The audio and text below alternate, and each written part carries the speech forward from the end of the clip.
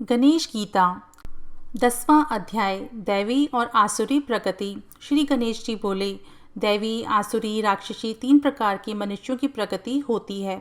उनके फल और चिन्ह संक्षेप से अब तुम्हारे लिए वर्णन करता हूँ। दैवी प्रकृति मुक्ति की साधना करती है, आगे की दोनों बंधन में डालती हैं। इनमें पहले दैवी प्रकृति के चिन्ह कहता हूँ, उन्हें तुम सुनो। चुगली ना करना, दया, अक्रोध, अचपलता, धैर्य, सरलता, तेज, अभय, अहिंसा, क्षमा, शोच, निरअभिमानता इत्यादि चिन्ह दैवी प्रकृति के समझने चाहिए। अब असुरी के चिन्ह सुनो।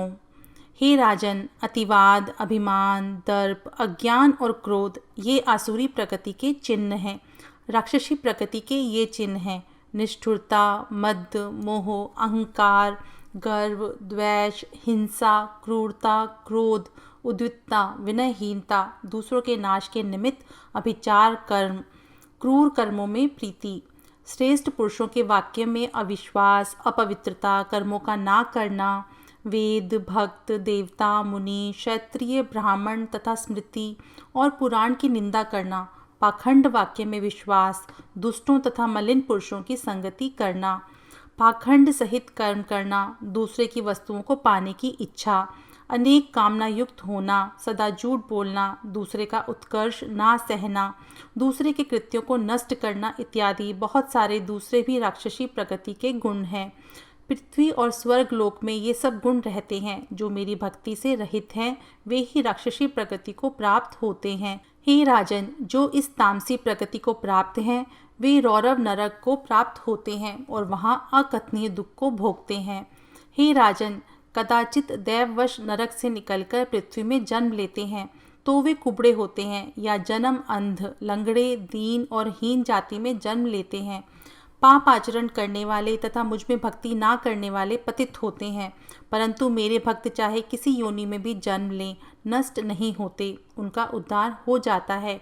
हे राजन, यज्ञ से अथवा दूसरे कर्मों से स्वर्ग की प्राप्ति होती है, जो सकामी पुरुषों को सुलभ है, परंतु मुझ में भक्ति होना दुर्लभ है।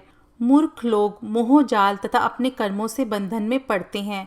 वे मैं ही हंता, मैं ही करता, मैं ही भोगता हूँ ऐसा कहा करते हैं। मैं ही ईश्वर, मैं ही शासक, मैं जानने वाला, मैं सुखी, इस प्रकार की मति मनुष्यों को नरक में ले जाती है।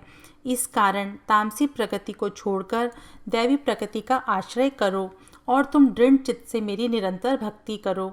हे राजन, वह भक्ति भी सात्विकी, राजसी और तामसी इन भेदों से 3 प्रकार की है। जिस भक्ति से देवताओं का भजन किया जाता है, वह कल्याणकारिणी सात्विकी भक्ति कही गई है।